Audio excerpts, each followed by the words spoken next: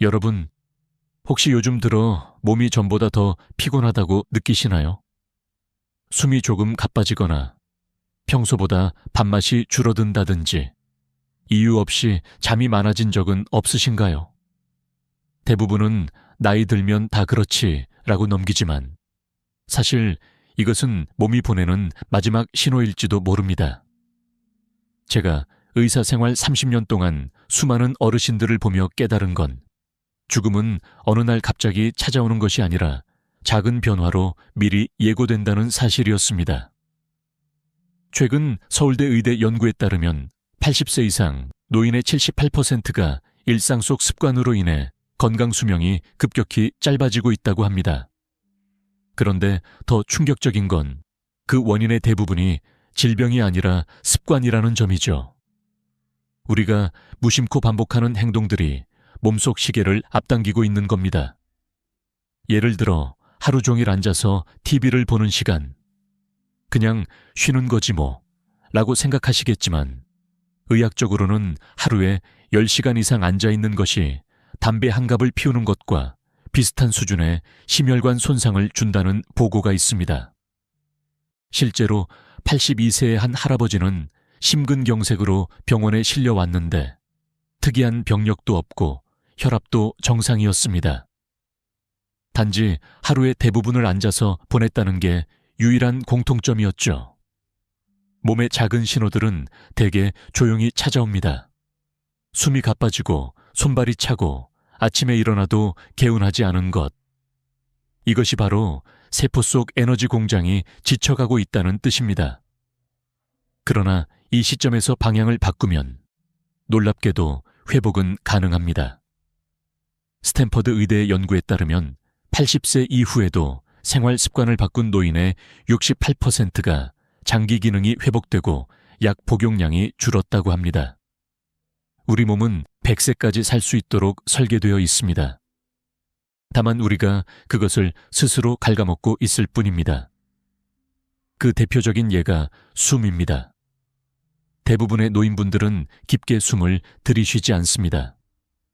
얕은 호흡은 폐포에 산소가 도달하지 못하게 하여 폐 기능을 30% 이상 저하시킵니다. 하루에 단 10분 깊게 숨쉬기를 실천한 사람들은 3개월 만에 폐활량이 20% 이상 늘었다는 연구 결과도 있죠. 이처럼 생리적 노화와 함께 찾아오는 신체 변화는 피할 수 없지만 그것을 늦추는 것은 얼마든지 가능합니다. 한 예로 90세에도 매일 20분씩 천천히 걷는 할머니가 있었습니다. 그분은 무릎 관절이 좋지 않아 처음에는 몇 걸음도 힘들어했지만 매일 정해진 시간에 햇빛을 받으며 걷기를 실천했습니다. 1년 후 그분의 혈압은 정상으로 돌아왔고 혈당 수치도 15% 개선되었습니다. 여러분, 지금 몸이 보내는 신호를 무시하지 마세요. 약을 더 먹는다고 해결되지 않습니다. 진짜 변화는 생활의 작은 습관을 바꾸는 데서 시작됩니다. 이 영상을 끝까지 보신다면 여러분의 남은 인생이 달라질 것입니다. 지금부터 몸이 보내는 마지막 신호가 무엇인지, 그리고 그것을 되돌릴 수 있는 방법이 무엇인지 차근히 알려드리겠습니다.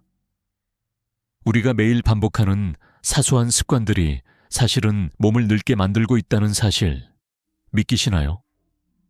사람들은 보통 질병을 노화의 원인으로 생각하지만 진짜 적은 생활 루틴 속에 숨어 있습니다. 서울 아산병원 노년의학과에서 발표한 조사에 따르면 80세 이상 노인의 심폐기능 저하는 70% 이상이 생활 습관 때문이라고 합니다. 문제는 우리가 그것을 습관이라고조차 인식하지 못한다는 것이죠. 가장 대표적인 것이 바로 앉아있는 시간입니다. 하루 대부분을 의자나 소파에서 보내는 생활, 이것이 몸을 가장 빠르게 늙게 만드는 주범입니다. 움직이지 않으면 혈액순환이 느려지고 근육의 대사가 떨어지며 심장은 점점 약해집니다. 일본 도쿄대 연구에서는 하루 4시간 이상 가벼운 활동을 하는 노인과 하루 대부분을 앉아 보내는 노인의 심장 건강을 비교했더니 평균 심장 나이가 15년 차이 났습니다. 담배를 피우지 않아도, 술을 마시지 않아도 그저 움직이지 않는 것만으로 노화가 시작된다는 이야기입니다. 그 다음은 호흡 습관입니다. 스마트폰을 보거나 TV를 보는 동안 사람들은 무의식적으로 얕게 숨을 쉽니다. 이 얕은 호흡은 산소 교환을 방해해 폐포가 제대로 확장되지 못하게 만듭니다. 특히 80세 이후에는 폐의 탄성이 줄어들기 때문에 깊은 호흡 한 번이 폐 기능을 지키는 생명줄이 됩니다. 실제로 하루 10분 아침에 창문을 열고 깊은 복식 호흡을 5회씩 반복한 그룹은 그렇지 않은 그룹보다 3개월 후 폐활량이 평균 23% 높았습니다. 또 하나, 우리가 자주 놓치는 습관이 식사 속도입니다. 그냥 빨리 먹는 게 습관이야 라고 말하곤 하지만 빨리 먹는 것은 단순한 식습관 문제가 아닙니다. 위와 간, 그리고 췌장에 과도한 부담을 주어 소화기계 전체의 효율을 떨어뜨립니다. 반대로 음식을 30번 이상 꼭꼭 씹어 먹는 습관만으로도 소화 효율이 45% 개선된다는 결과가 있습니다. 천천히 먹는 것은 단순히 예의가 아니라 장수를 위한 첫 번째 의학적 습관입니다. 그리고 수면. 많은 어르신들이 잠이 안 와서 TV를 틀어놓는다고 말씀하시지만 이 습관이 가장 위험합니다. 밤 10시부터 새벽 2시까지는 우리 몸이 면역세포를 복구하고 호르몬을 재생산하는 골든타임입니다. 하지만 이 시간대의 TV나 스마트폰의 불빛을 보면 멜라토닌이 억제되어 숙면 단계로 들어가지 못하게 됩니다. 그 결과 다음날 피로가 쌓이고 면역력은 30% 이상 떨어집니다. 꾸준히 반복되면 단순한 불면이 아니라 면역 노화로 이어지죠. 이처럼 몸을 늙게 하는 루틴은 대부분 편리함과 습관화 속에서 시작됩니다. 그런데 놀라운 건 이것을 조금만 바꿔도 몸은 바로 반응한다는 겁니다. 제가 진료했던 85세 여성 환자는 10년 동안 불면에 시달렸지만 TV를 끄고 밤 9시부터 조명을 낮추는 습관을 들인 뒤 단 2주 만에 수면 패턴이 정상으로 돌아왔습니다. 몸이 나를 다시 살리고 있다는 느낌이 들었어요. 그녀의 말은 의학적 설명보다 더 강력한 증거였습니다. 결국 노화를 늦추는 비결은 거창한 것이 아닙니다. 움직이고 숨을 깊게 쉬고 천천히 먹고 제때 자는 것. 단순하지만 이 4가지가 100세의 인생의 기초가 됩니다. 여러분, 오늘 하루만이라도 TV 대신 산책을 선택해보세요. 5분의 변화가 5년의 젊음을 되돌릴 수도 있습니다. 노인분들께서 가장 자주 하는 착각 중 하나는 영양제와 약을 챙겨 먹으니까 나는 건강하다는 생각입니다. 하지만 안타깝게도 그 믿음이 오히려 건강을 해치고 있다는 사실을 아시나요? 하버드 의대의 10년 장기 연구에 따르면 70세 이상 노인 중 하루 5가지 이상의 영양제를 복용하는 사람의 사망률이 그렇지 않은 사람보다 1.6배 높았다고 합니다. 이유는 간단합니다. 좋은 것도 과하면 독이 되기 때문이죠. 특히 80세 이후에는 몸의 대사 속도가 느려지면서 약물과 영양제가 몸 밖으로 배출되지 않고 오히려 몸속 쓰레기처럼 쌓입니다. 우리가 건강을 위해 챙겨 먹는 칼슘제, 비타민C, 글루코사민 같은 것들이 대표적입니다. 칼슘은 뼈 건강에 좋지만 과다하게 섭취하면 혈관벽에 들러붙어 석회화를 일으킵니다. 실제로 노인의 칼슘제 과복용이 3개월 만에 혈관 경직도를 40% 이상 높였다는 연구도 있습니다. 뼈를 튼튼하게 하려다 심장을 약하게 만드는 셈입니다. 비타민C 역시 마찬가지입니다. 적당량을 먹으면 면역을 강화하지만 하루 1000mg 이상을 지속적으로 섭취하면 신장 결석의 위험이 35%나 증가합니다. 어떤 분들은 감기 예방을 위해 매일 비타민C를 고용량으로 복용하시지만 사실 그 효과는 일시적이며 장기적으로는 신장을 손상시킬 수 있습니다. 특히 물을 적게 마시는 노인에게는 치명적입니다. 그리고 많은 분들이 믿는 글루코사민. 무릎에 좋다는 말에 오랫동안 복용하지만 실제로 장기 복용자의 70% 이상이 혈당 조절에 문제를 겪었습니다. 당뇨 위험이 있는 분들에게는 특히 위험하죠. 건강을 위해 먹은 약이 병을 만든다는 말이 절대 과장이 아닙니다. 이뿐만이 아닙니다. 약물 오남용 문제도 심각합니다. 고혈압약, 혈당약, 수면제, 진통제 등을 동시에 복용하다 보면 서로 상호작용을 일으켜간 기능을 급격히 떨어뜨립니다. 어떤 분들은 요즘 몸이 나른해서 약을 조금 더 먹었어요 라고 말하시지만 바로 그 조금 더가 독이 되는 경우가 많습니다. 통계에 따르면 80세 이상 노인의 응급실 내원 이유 중 28%가 약물 오남용 때문입니다. 여기서 중요한 건 단 하나입니다. 건강은 더 많이 먹는 것이 아니라 내 몸을 이해하는 것에서 시작된다는 사실입니다. 100세를 넘긴 장수 노인들의 공통점은 의외로 단순했습니다. 그들은 약이나 영양제에 의존하지 않았습니다. 대신 자연의 리듬 속에서 살았죠. 식사는 신선한 재료로 직접 요리해 먹고 약보다는 식습관으로 건강을 유지했습니다. 예를 들어 전남 순천의 102세 할머니는 평생 약을 거의 먹지 않았습니다. 대신 매일 새벽 텃밭에서 직접 수확한 채소로 된장을 끓여 드셨고 식사는 항상 20분 이상 천천히 했습니다. 그녀의 비결을 물었을 때 이렇게 웃으셨죠. 약보다 밥이 약이야.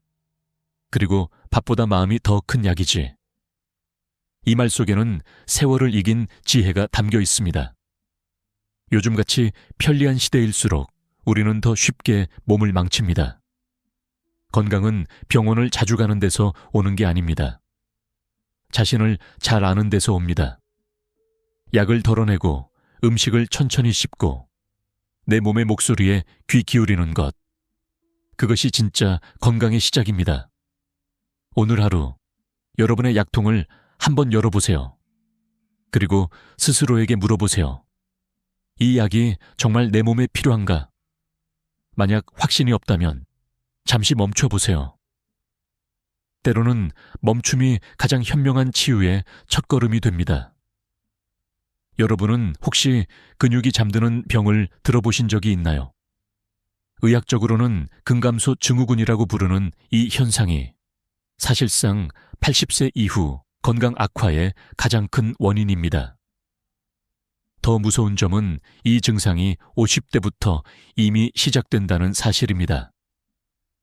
사람의 근육은 단순히 움직임을 담당하는 조직이 아닙니다. 면역력, 호르몬, 그리고 인지 기능까지 모두 근육에서 비롯됩니다. 그렇기 때문에 근육이 줄어들면 단순히 힘이 빠지는 게 아니라 몸 전체의 생명력이 급격히 약해지는 것이죠.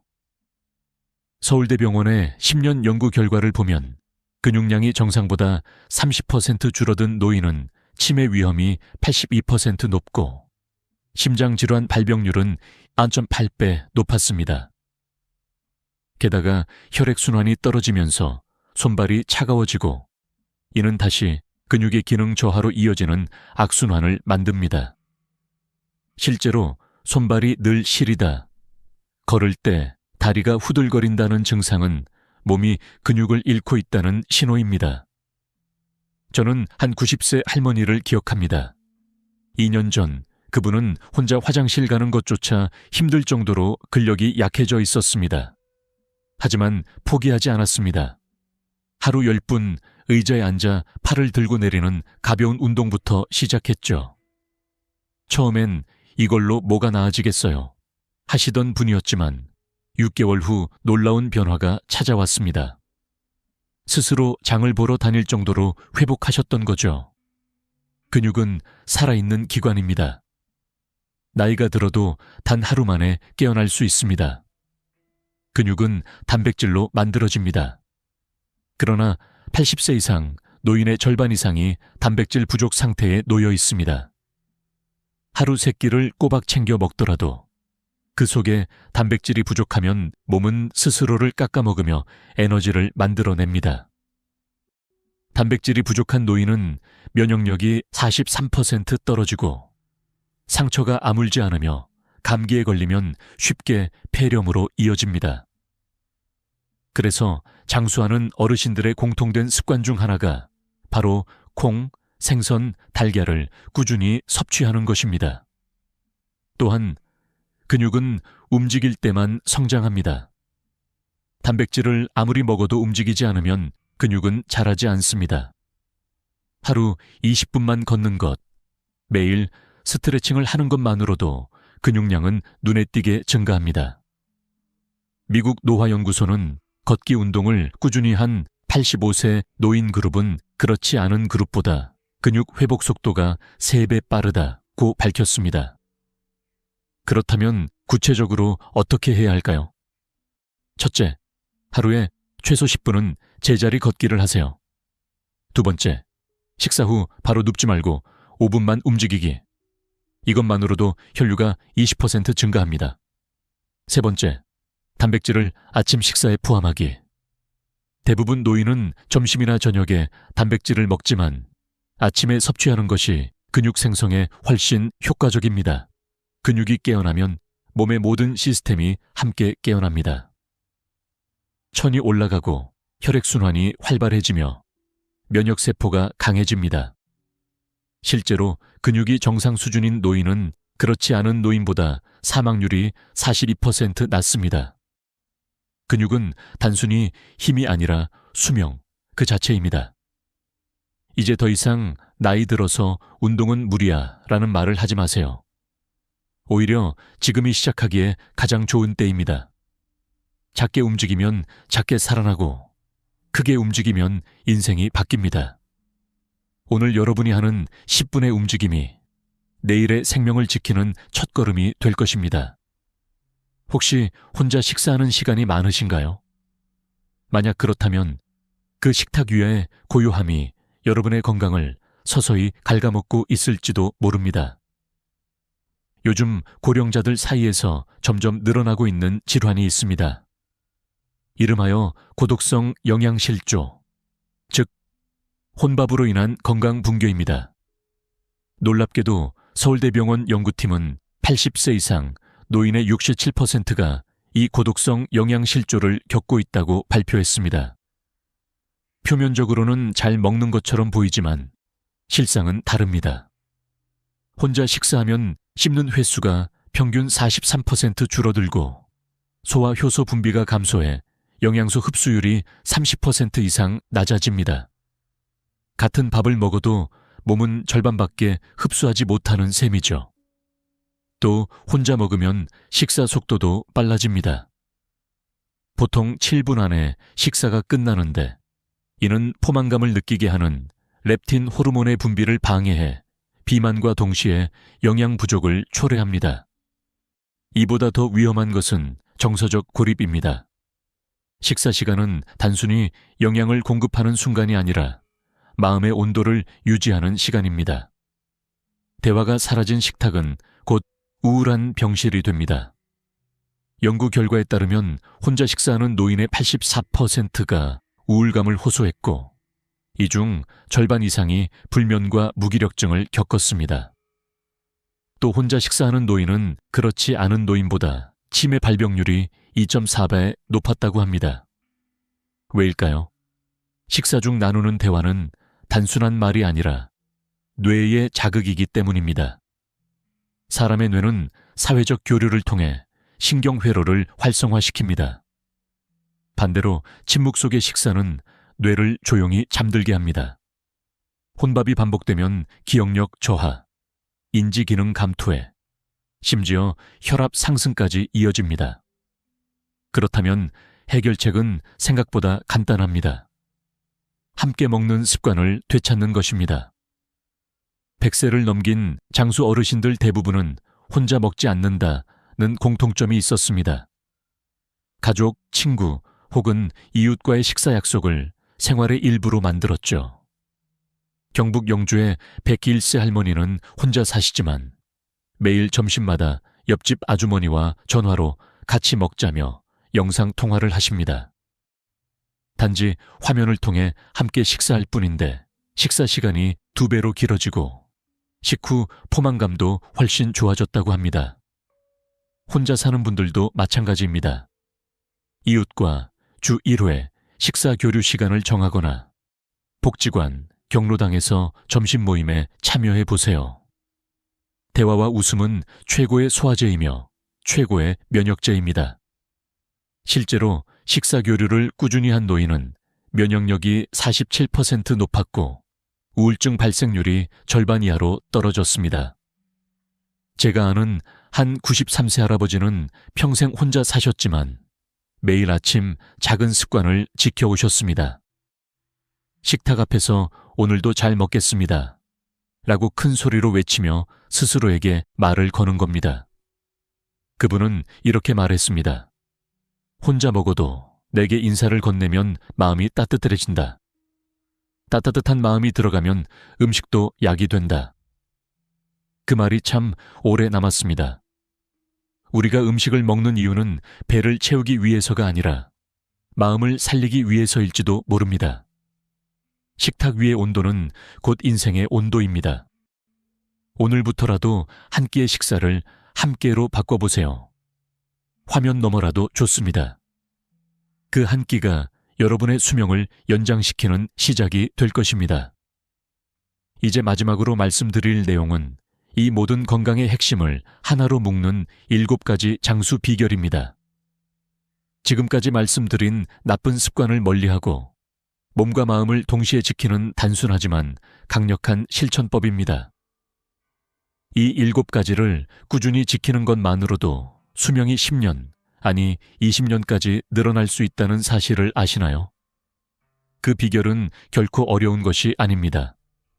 바로 작은 변화의 힘입니다. 첫 번째 비결은 걷기 명상입니다. 하루 20분만 천천히 걸으며 깊게 숨을 쉬어보세요. 연구에 따르면 매일 걷기 명상을 실천한 70세 이상 노인은 그렇지 않은 노인보다 치매 위험이 53% 낮았고 근육 감소 속도는 67% 느려졌습니다. 걷는다는 것은 단순한 움직임이 아니라 몸과 마음이 다시 살아나는 행위입니다. 자연 속에서 들려오는 바람소리, 나무잎의 흔들림, 새소리를 들으며 걷는 것만으로도 스트레스 호르몬이 절반으로 줄어듭니다. 두 번째는 식사 교류입니다. 혼자 먹지 마세요. 누군가와 함께 식사하는 시간은 단순한 영양 보충이 아니라 노예와 마음의 재활입니다. 경로당, 교회, 복지관에서 함께 밥을 먹는 시간은 수명을 늘리고 웃음을 되찾게 합니다. 손주들과 영상 통화를 하며 식사하는 것도 훌륭한 방법입니다. 화면 너머의 웃음소리 하나가 최고의 소화제입니다. 세 번째는 뇌 근력 운동입니다. 악기 연주, 독서, 외국어 배우기, 퍼즐 맞추기. 이런 활동은 뇌를 젊게 만듭니다. 하루 30분 책을 읽는 습관만으로도 치매 위험이 32% 낮아진다고 합니다. 새로운 자극은 뇌의 신경세포를 깨워 다시금 세상을 배우고 느끼게 합니다. 네 번째는 웃음 요가입니다. 억지로라도 웃어보세요. 하하하 하고 크게 웃는 순간 우리 몸에 세로토닌이 분비되어 면역세포가 깨어납니다. 하루 25분 웃는 것만으로도 면역력이 63% 올라가고 수면의 질이 37% 개선된다는 연구 결과가 있습니다. 다섯 번째는 수면 관리입니다. 밤 10시부터 새벽 2시까지의 깊은 잠은 몸의 회복 골든타임입니다. 이 시간 동안 성장 호르몬이 분비되고 손상된 세포가 복구됩니다. 불면으로 고생하신다면 잠들기 전 10분 동안 명상 호흡을 해보세요.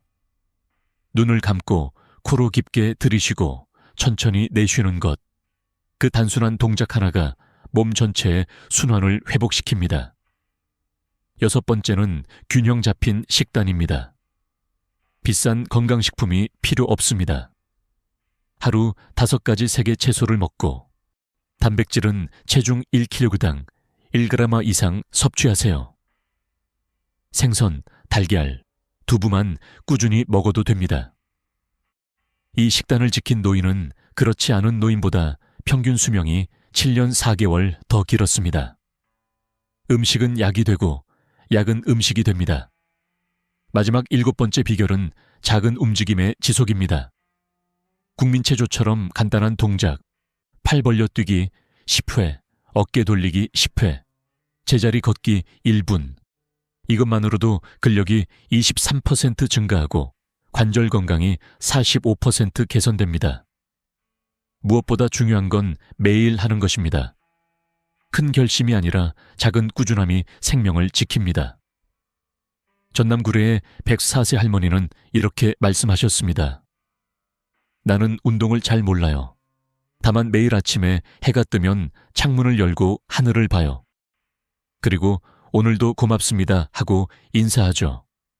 그것만으로도 마음이 밝아져요. 그 말이 곧 100세의 비결입니다.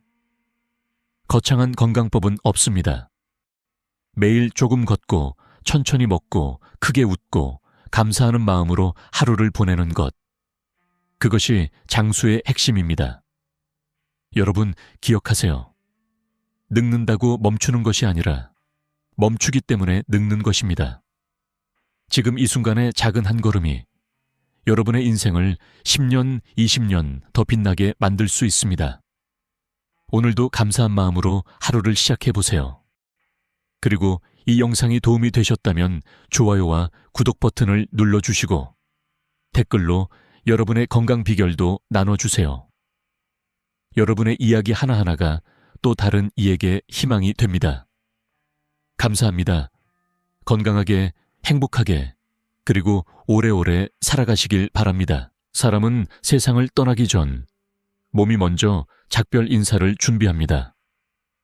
그런데 그 신호는 아주 조용하게, 그리고 너무 평범하게 다가오기 때문에 대부분의 사람들은 눈치채지 못한 채 지나쳐 버립니다. 요즘 밥맛이 없네. 예전보다 좀 피곤하네. 나이 탓이겠지. 이런 말들 속에 사실은 몸이 보내는 마지막 메시지가 숨어 있습니다. 저는 수많은 노인 환자를 만나면서 공통점을 하나 발견했습니다. 갑작스러운 죽음은 생각보다 드뭅니다. 오히려 대부분은 서서히 약해지는 과정을 거칩니다. 그 과정은 길게는 1년, 짧게는 몇 달 전에 이미 시작되죠. 그런데 우리는 그 신호를 알아채지 못합니다.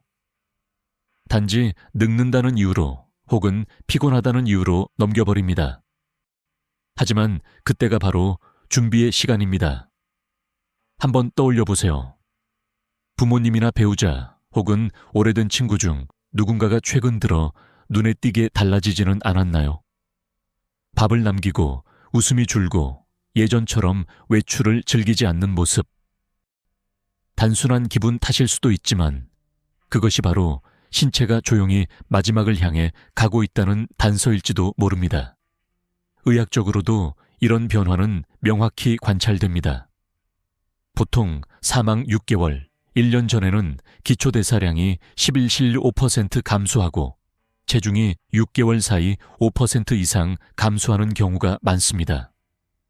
근육량도 줄어들며 신체는 점점 에너지 절약 모드로 들어가죠. 이런 생리적 변화는 몸이 더 이상 모든 기능을 유지하기 어렵다는 뜻입니다. 한 할머니의 이야기를 들려드릴게요. 83세 박 여사는 평생 김장을 직접 하실 만큼 건강하셨습니다. 그런데 작년 여름부터 입맛이 없어졌다고 하셨어요. 가족들은 더운 날씨 탓이라 생각했죠. 하지만 가을이 되자 체중이 4kg나 줄었고 겨울엔 계단 오르는 것도 힘들다고 하셨습니다. 결국 병원에 가서 진단을 받았을 때는 이미 암이 전신으로 퍼진 상태였습니다. 조금만 더 일찍 알았더라면. 가족들은 그렇게 눈물을 흘렸죠. 물론 모든 체중 감소가 질병의 신호는 아닙니다. 하지만 중요한 건 변화의 속도입니다. 노화는 천천히 진행됩니다. 그러나 몇 달 사이 급격히 힘이 빠지고 살이 빠진다면 그것은 단순한 노화가 아닙니다. 몸이 균형을 잃고 있다는 신호죠. 이 신호를 알아차린다면 우리는 단지 죽음을 대비하는 게 아니라 삶을 돌보는 준비를 할 수 있습니다. 예를 들어 음식의 양보다 영양 밀도를 높이고 자주 체중을 기록하고 하루 한 번이라도 함께 식사하는 시간을 가지는 것. 이런 작은 실천들이 남은 시간을 더 따뜻하게 만들어줍니다. 그리고 중요한 것은 두려워하지 않는 것입니다. 죽음은 피할 수 없지만 준비는 할 수 있습니다. 미리 알면 사랑하는 사람의 마지막을 당황이 아닌 이해와 평온으로 맞을 수 있습니다. 지금 이 순간에도 당신의 곁에서 누군가 조용히 신호를 보내고 있을지 모릅니다. 그 신호를 알아채고 손을 잡아주세요. 괜찮아, 내가 곁에 있을게. 그 한마디가 남은 시간을 전혀 다른 의미로 바꾸어 줍니다. 살이 빠지는 건 누구에게나 있을 수 있는 일입니다. 하지만 노년기에 찾아오는 체중 감소는 단순히 밥맛이 없다는 말로 넘겨서는 안 됩니다. 특히 6개월 사이 5% 이상 체중이 줄었다면 그것은 신체가 내부에서 이미 구조적인 변화를 겪고 있다는 경고일 수 있습니다. 제가 진료하던 김영호 78. 어르신은 평생을 건강하게 살아오셨던 분이었습니다. 그러나 어느 날부터인가 밥을 반쯤만 드시고 남기셨습니다. 그냥 입맛이 없어요. 처음엔 가족들도 대수롭지 않게 여겼죠. 그런데 석 달 만에 5kg이 줄었습니다. 병원에 오셨을 땐 이미 근육량이 눈에 띄게 줄어 있었고 혈액 검사에서 단백질 수치 알부민가 낮게 나왔습니다. 몸이 영양을 흡수하지 못하고 있다는 신호였습니다. 이처럼 노년의 체중 감소는 단순한 노화가 아니라 소화기능 저하, 근감소증, 사르초페니아, 만성염증 혹은 질병의 시작일 수 있습니다. 특히 노인의 경우 식욕이 줄어드는 이유는 단순히 입맛의 문제가 아니라 호르몬 변화와 후각, 미각의 둔화, 그리고 신체의 에너지 절약 반응 때문입니다. 몸은 더 이상 예전처럼 먹고 움직이는 순환을 유지할 수 없게 되고 불필요한 에너지 소비를 줄이려 합니다. 그 결과는 명확합니다. 근육이 빠지면 움직임이 줄고 움직임이 줄면 더 빨리 쇠약해집니다. 이 악순환은 면역력을 떨어뜨리고 결국 감염이나 낙상, 욕창으로 이어집니다. 실제로 연구에 따르면 체중이 급격히 감소한 노인 중 1년 내 사망률은 정상 체중군보다 2.5배 높다고 합니다. 하지만 희망은 있습니다. 체중 감소를 단순히 노인의 자연스러운 변화로 받아들이지 않고 그 신호를 생활 속에서 감지한다면 우리는 충분히 대응할 수 있습니다. 가장 쉬운 방법은 3가지입니다. 첫째, 주간 체중 기록 노트를 만들어 두세요. 일주일에 한 번 같은 시간, 같은 옷차림으로 측정해 기록합니다. 변화를 눈으로 확인할 수 있으면 언제부터 문제가 시작되었는지 알 수 있습니다. 둘째, 식사질을 높이는 것입니다. 양을 강요하기보다는 단백질과 오메가3, 비타민 D, 칼슘이 풍부한 음식, 예를 들어 두부, 달걀, 생선, 된장국, 참깨를 자주 제공합니다. M&A SF 간이 영양평가. 점수가 11점 이하라면 전문가 상담이 필요합니다. 셋째, 식사의 분위기를 바꾸는 것입니다. 노인은 식사보다 함께 먹는 시간에서 의욕을 얻습니다. 말없이 음식을 밀어넣는 대신 가족이 옆에서 대화를 나누며 천천히 함께 식사하면 섭취량이 20일 30% 늘어난다는 보고도 있습니다. 김영호 어르신의 경우도 그랬습니다. 가족이 번갈아 식탁에 앉아 식사를 도와드리고 한 입 한 입을 칭찬하며 기록했습니다. 3개월 뒤 체중은 2kg 늘었고 표정도 밝아졌습니다. 하지만 의사가 마지막으로 남긴 말은 이랬죠. 이제는 몸이 회복하기보다 버티고 있는 시기일 수도 있습니다. 중요한 건 얼마나 오래 사느냐가 아니라 남은 시간이 편안하냐입니다.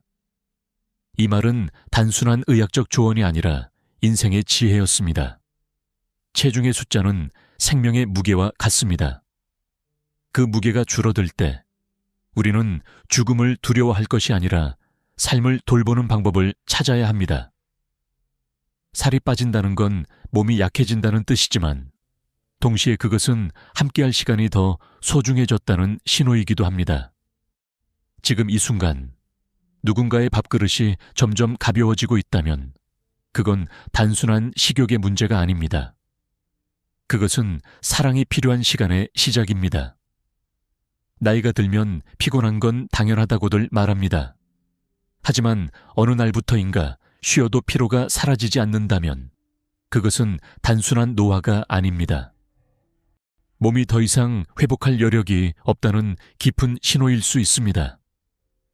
제가 진료실에서 자주 듣는 말이 있습니다. 요즘은 하루 종일 누워 있어도 힘이 안 돌아와요. 처음엔 대수롭지 않게 들리지만 그 피로가 점점 심해지고 일상생활이 어려워진다면 그것은 신체의 에너지 시스템이 서서히 꺼져가고 있다는 뜻입니다. 이 시기의 피로는 단순히 근육의 피로가 아닙니다. 심장, 폐, 간, 신장 같은 주요 장기가 예전처럼 충분히 산소와 영양을 공급하지 못하면서 생기는 전신적인 탈진입니다. 특히 노년기에 접어들면 심박출량이 줄고 폐포 기능이 감소해 산소 포화도가 낮아지기 쉽습니다. 혈액 속 산소가 줄면 뇌와 근육이 모두 피로를 느끼고 조금만 움직여도 숨이 차게 되죠. 이런 탈진은 숫자로도 확인할 수 있습니다. 예를 들어 SPPB 노인 신체 기능 검사. 점수가 6점 이하이거나 악력 남성 26kg, 여성 18kg 이하. 이면 이미 근감소증이 진행 중입니다.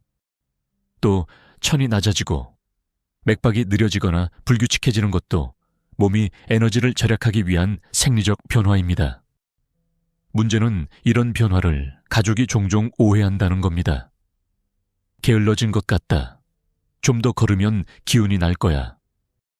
하지만 사실 그때 몸은 이미 스스로를 보호하기 위해 활동 제한 모드에 들어가 있습니다. 억지로 움직이게 하면 오히려 낙상, 저혈압, 실신 같은 위험이 커집니다. 제가 돌봤던 환자 중 한 분, 82세의 최정순 할머니는 평생 부지런하기로 유명했습니다. 그런데 어느 날부터인가 청소를 미루고 예배에도 빠지기 시작했죠. 가족들은 요즘 왜 이렇게 의욕이 없으세요? 라고 물었지만 할머니는 그저 미소만 지었습니다. 사실 그 미소 뒤에는 조금만 움직여도 심장이 뛰고 숨이 가빠지는 현실이 있었습니다. 의학적으로 이런 상태를 말기피로 증후군이라고 부릅니다. 단순히 잠으로 회복되지 않고 낮에도 꾸벅꾸벅 졸며 대화 중에도 집중하기 어려워집니다. 때로는 밥을 먹는 것도 힘이 되어 숟가락을 드는 손이 떨리기도 합니다. 이럴 때 가족이 할 수 있는 가장 좋은 일은 활동을 강요하지 않는 것입니다. 그 대신 안정적인 환경과 에너지 절약형 돌봄을 제공하는 게 중요합니다. 방 안 공기를 신선하게 유지하고 침대 옆에는 작은 물병과 손닦기 수건을 두세요. 또 체위를 자주 바꿔 혈액순환을 돕고 욕창을 예방하세요. 필요할 때는 물리치료사나 호스피스 간호사의 도움을 받는 것도 좋습니다. 그리고 무엇보다 중요한 것은 감정적 피로를 덜어주는 일입니다. 육체의 피로보다 더 깊은 것은 마음의 피로이기 때문입니다. 할머니가 요즘 너무 미안해 라고 하셨던 그 말에는 몸이 아닌 마음의 무게가 담겨 있었습니다. 가족이 괜찮아요니 어머니, 지금 이대로도 충분히 잘하고 계세요 라고 말해 드릴 때 그 표정은 눈물보다 더 깊은 안도의 미소로 바뀌었습니다. 이 시기의 피로는 끝을 알리는 신호이기도 하지만 동시에 마지막 휴식의 시작이기도 합니다. 이제 몸이 더 이상 달리지 않아도 괜찮습니다. 중요한 건 그들이 피곤하지 않게 곁에 있어주는 것입니다. 우리 모두에게는 언젠가 이런 시간이 찾아옵니다. 그때 기억해야 할 한 가지, 피로를 없애는 게 아니라 피로 속에서도 편안함을 찾아주는 것. 그것이 남은 시간을 존중하는 가장 따뜻한 방식입니다. 사람이 세상을 떠나기 전 가장 먼저 변하는 것은 몸이 아니라 의식이라고 합니다. 기억이 자꾸 흐려지고 익숙한 얼굴을 낯설어하고 대화 중에 멍해지는 순간이 잦아지죠. 가족들은 요즘 왜 이렇게 깜빡깜빡하세요? 라고 웃어넘기지만 그건 단순한 건망증이 아닙니다. 신체의 끝자락에서 뇌가 보내는 마지막 조용한 신호일 수 있습니다.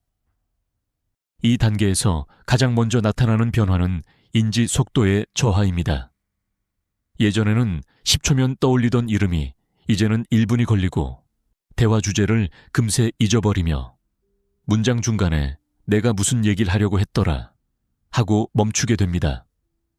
의학적으로 보면 이는 뇌로 가는 산소와 포도당 공급이 줄어들면서 생기는 현상입니다. 뇌는 몸의 2%밖에 차지하지 않지만 에너지의 20%를 사용합니다. 그런데 신체 기능이 약해지면 이 에너지가 먼저 줄어드는 곳이 바로 뇌입니다. 저는 이런 환자분들을 많이 봤습니다. 평생 꼿꼿했던 장군 출신의 한 어르신은 어느 날부터 회의 일정을 잊고 사람 이름을 헷갈리기 시작했습니다. 처음엔 가족들도 그냥 나이 탓으로 여겼죠. 하지만 몇 달 후에는 새벽마다 여기가 어디야? 라며 전화를 걸어오셨습니다. 검사 결과 혈류량이 급격히 줄며 뇌의 전두엽이 위축되고 있었습니다. 이 시기에 사람들은 단순히 기억을 잃는 것이 아니라 현실과의 거리가 조금씩 멀어집니다.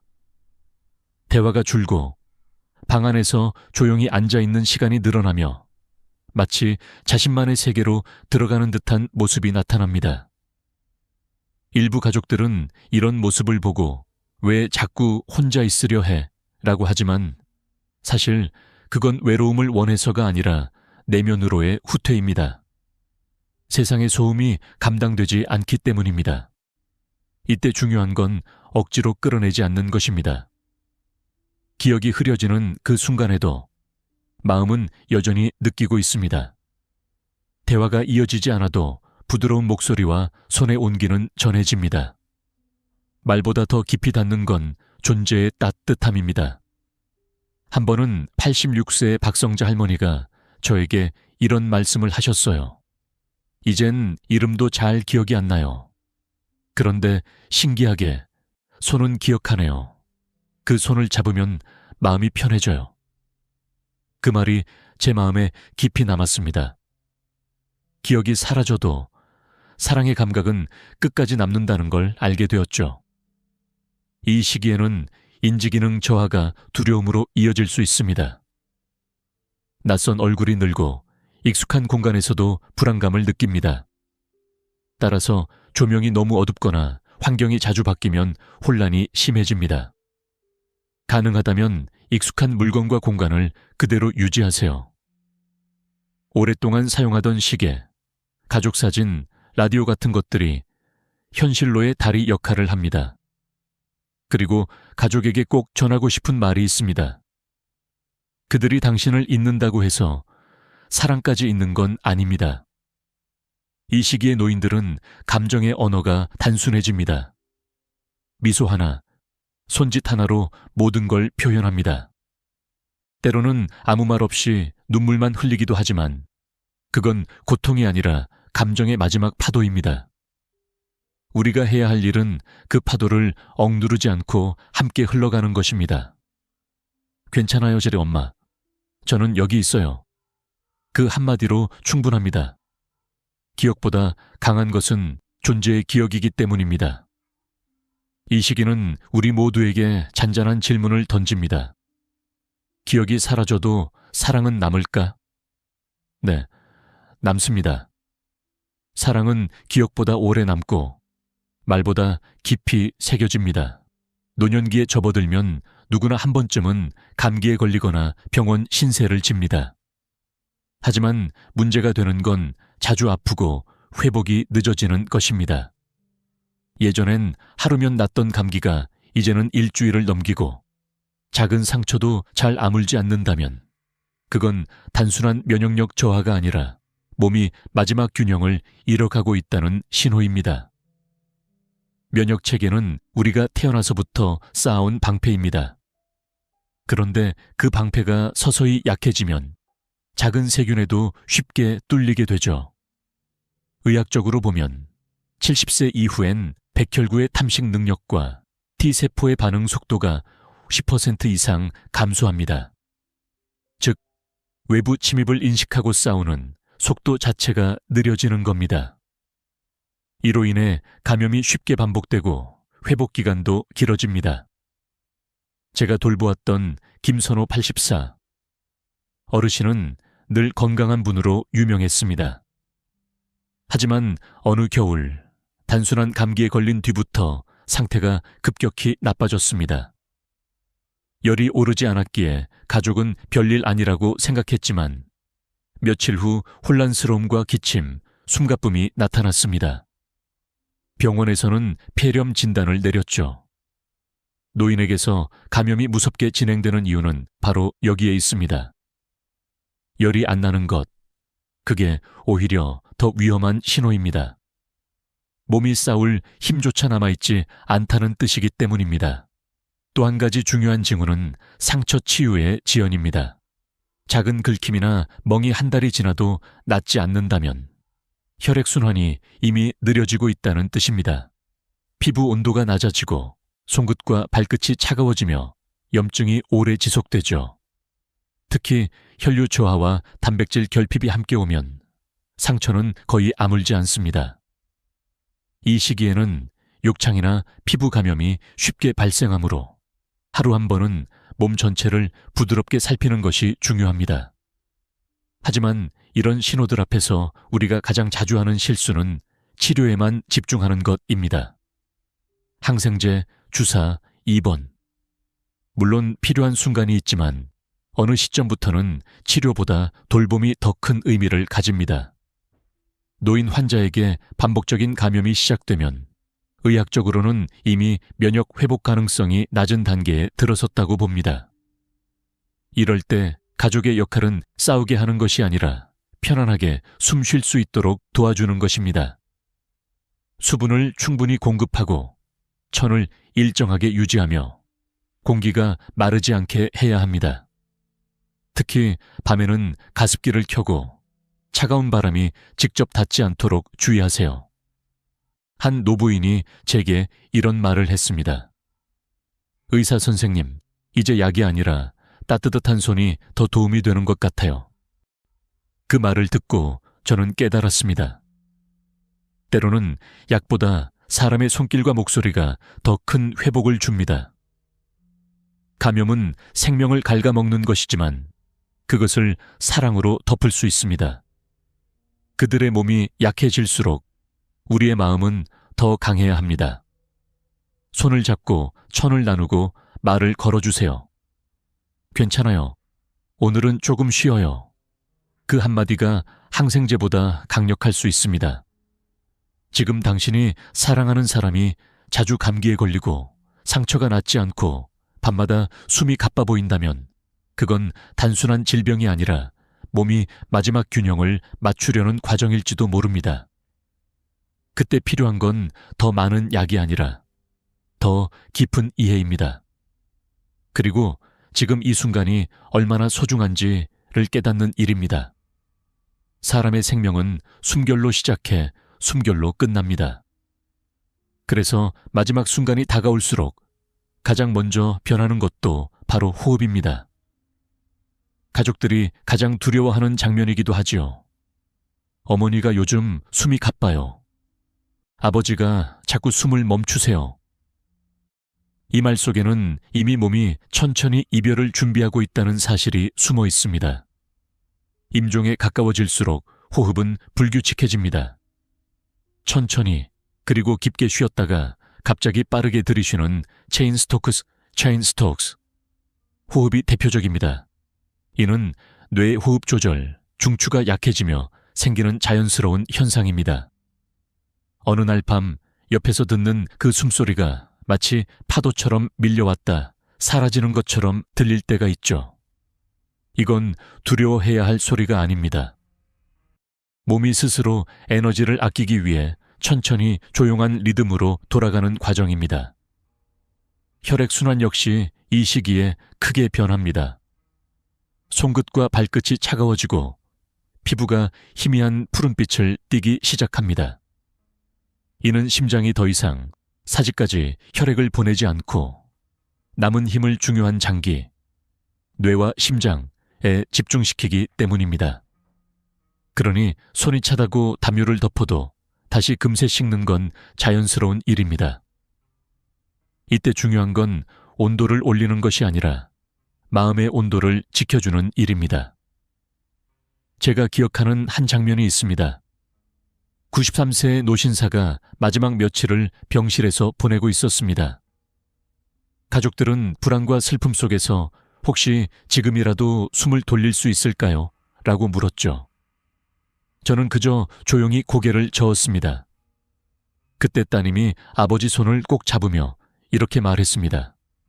아버지, 괜찮아요. 이제 쉬세요. 우리가 여기 있어요. 그 순간 신사의 어깨가 살짝 이완되더니 고르게 숨을 내쉬었습니다. 그건 고통이 아니라 평화였습니다. 이 시기에는 의료적 개입보다 안정과 존엄이 더 중요합니다.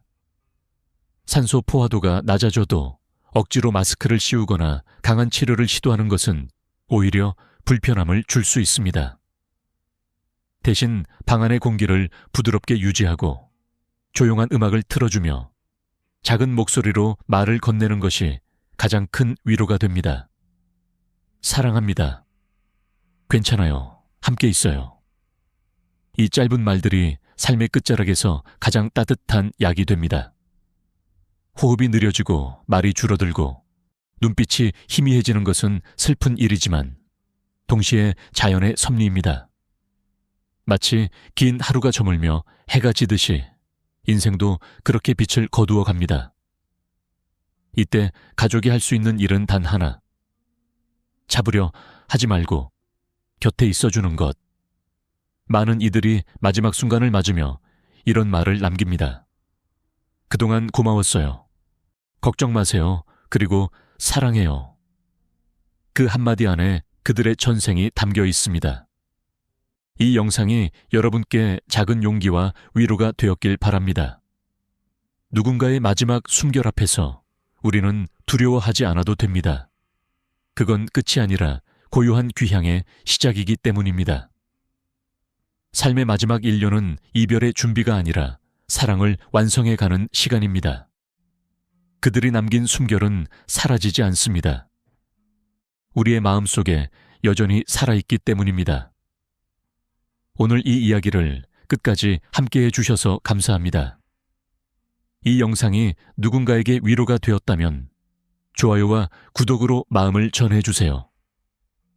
당신의 따뜻한 응원은 더 많은 이들에게 평안한 빛을 전하는 힘이 됩니다.